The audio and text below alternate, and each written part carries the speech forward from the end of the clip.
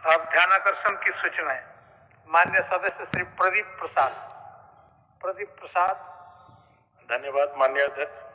आपको उत्तर मिल गया है? जी उत्तर मिल गया। पढ़ लिया उत्तर? जी मैंने पढ़ लिया। चलिए पूछिए। आज सर जिस मामले में मैं बोलने जा रहा हूं, हजारों लोगों की जान की, उसमें बचने का रोज कहीं न कहीं सर मुश्किल में है। सदर अस्पताल जो हजारीबाग में है आज खुद ही बीमार है सर। सदर अस्पताल मेडिकल कॉलेज का नाम दिया गया है, लेकिन जो स्थिति है सर, आज 5 जिलों का पेशेंट वहां आते हैं। हजारीबाग, चतरा, गिरिडीह और आधा रामगढ़, कोडरमा, ये सारे जगह के पेशेंट आते हैं सर।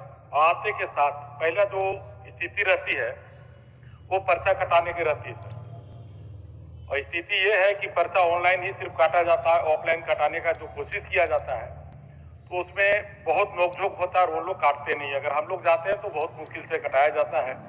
तो महोदय से मैं आग्रह करूंगा कि ऑफलाइन के जो लोग आते हैं उनको भी किया जाए। जो मेरे माध्यम से माननीय मंत्री से, माननीय मंत्री जी से मैं बोलना चाहता हूँ कि ऑफलाइन की भी व्यवस्था की जाए। वैसे लोग आते हैं जिनके पॉकेट में 500 रुपया भी नहीं होता, तो उनके पास एंड्रॉइड मोबाइल कहाँ से पहुंचेगा?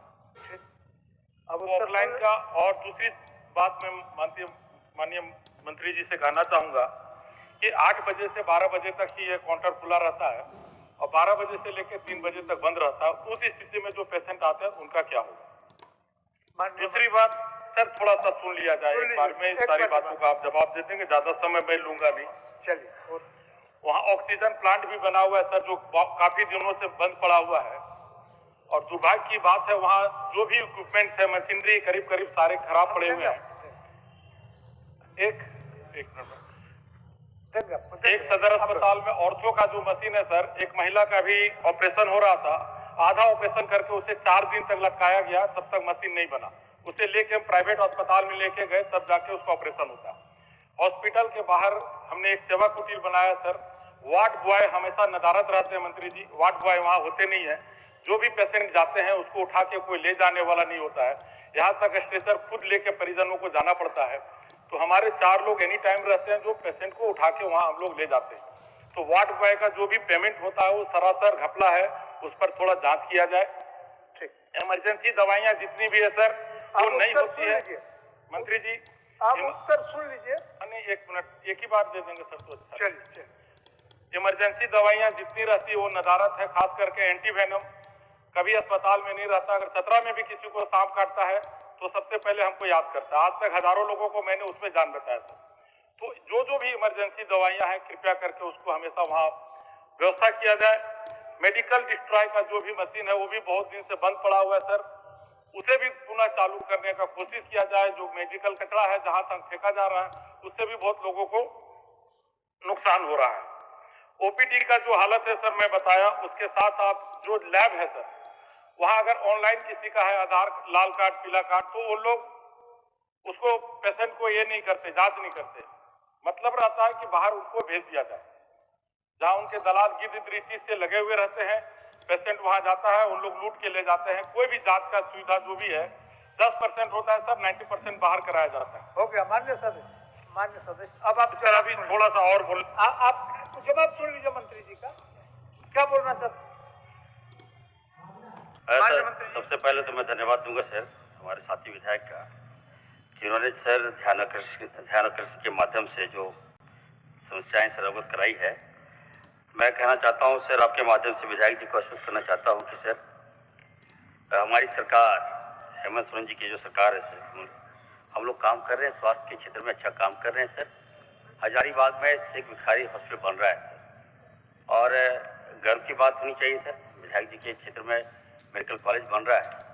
उसके साथ साथ सर हम लोग 500 बेडेड हॉस्पिटल भी बना रहे हैं सर। हमारा मकसद है सर कि जो बड़ा जिला है सर, आसपास के जिले में जो पेशेंट आए वहाँ अच्छा इलाज उनका हो सर। इस दिशा में हम लोग काम कर रहे हैं और हमें लगता है 90% से हम लोग काम कर चुके हैं। बहुत जल्दी जो सदर हॉस्पिटल का जो लोडेड है वहाँ पे हम लोग सर मेडिकल कॉलेज में शिफ्ट कर देंगे, तो पेशेंट को जो दिक्कतें हो रही है उससे सर निजात मिलेगा सर। मैं कहना चाहता हूं सर, जो हॉस्पिटल बन रहा है वो हाईटेक हॉस्पिटल होगा। और हमारे विधायक जी का जो समस्या है कि वहां पर जो ऑफलाइन ऑनलाइन की जो समस्या हो रही है, इस पर भी सर हम लोग हम काबू पा लेंगे।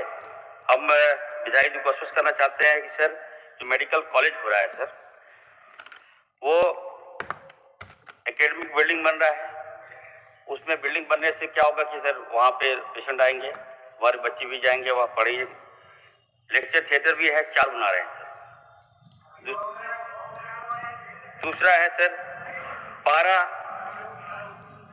क्या बोल रहे हैं आप उधर मत ध्यान दीजिए ना, आप क्वेश्चन पर ध्यान दीजिए, क्वेश्चन पर ध्यान दीजिए। हाँ, मैं डिस्क्राइब कर दे रहा हूँ विधायक जी के जो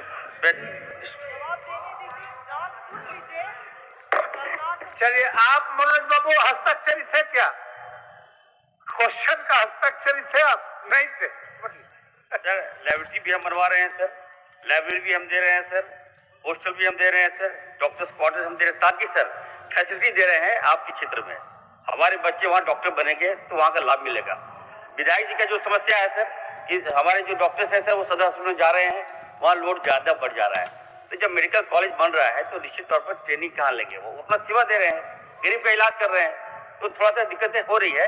लेकिन हम अवगत आश्वस्त करते हैं विधायक जी को कि 25 मई अंत तक हमारा बिल्डिंग भी तैयार हो जाएगा, हमारा सदर हॉस्पिटल भी तैयार हो जाएगा और आपकी सारी समस्याओं से सर हम लेस कर देंगे सर। दूसरा है सर माननीय सदस्य, अभी 224 डॉक्टर का पद वहाँ स्वीकृत है सर, मात्र 94 डॉक्टर है सर। जीएनएम का पद 34 है सर, और अभी 4 ही जीएनएम है सर। टेक्नीशियन नहीं है सर, यूरोलॉजिस्ट नहीं है सर, हार्ट का डॉक्टर नहीं है सर, रेडियोलॉजिस्ट नहीं है सर। इन डॉक्टरों पर ध्यान देकर जो पद खाली है सर उनको वहाँ किया जाए।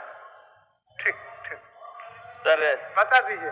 बिल्कुल सर, सही, इन्होंने सही कहा सर कि जो फैकल्टी है सर 113 वो जो रिक्त पद है सर हमारा, वो हम भर रहे हैं सर। मेडिकल ऑफिसर जो है सर उसकी संख्या 20 है सर, वो भी हम भर रहे हैं सर। मैं आश्वस्त कर दे रहा हूँ विधायक जी को सर। जूनियर जो रेसिडेंस है सर इसकी संख्या 44 है, वो भी हम भरने जा रहे हैं सर। माननीय मेडिकल स्टाफ, माननीय सदस्यों के सवाल सदन में आने के बाद उनका जो त्रुटि है उसका निराकरण आप करना है। बिल्कुल सर। मैं जब इनका जब ध्यानाकर्षण आया मेरे पास आया सर मनोज बाबू, मैं आपका जवाब दूं कि इनका जवाब दूं सर? बताइए। मनोज बाबू उनको जवाब सुन रहे, आप बता दीजिए। वो सफिशिएंट है, कोई दिक्कत नहीं, सफिशिएंट। हम लोग बालू और मिट्टी में तो बहुत बोल लेते हैं सर, जहाँ जान का बना हुआ है वहाँ कुछ नहीं करते सर। और आपको जवाब सर अलग से समय हमको दीजिए इसमें कि कब तक हो पाएगा सर। सर निश्चित तौर पर सर मैं कहना चाहता हूँ सर, राज्य को एक डॉक्टर स्वास्थ्य मंत्री बनाया है सर। मैं काफी गंभीर हूँ, आप देखिएगा कि काफी बदलाव देखने को मिल रहा है सर। मैं जाऊंगा, इनको लेके जाऊंगा। और सर ये तो सर ये विधायक जो है सर सदर हॉस्पिटल में अपना क्लिनिक चला रहे हैं। चलिए, आप सबके सेहत पर ध्यान रखिए, आप सबके सेहत पर ध्यान रखिए, आसन के सेहत पर भी तो ध्यान रखिए और आगे बढ़ना है। चलिए ठीक।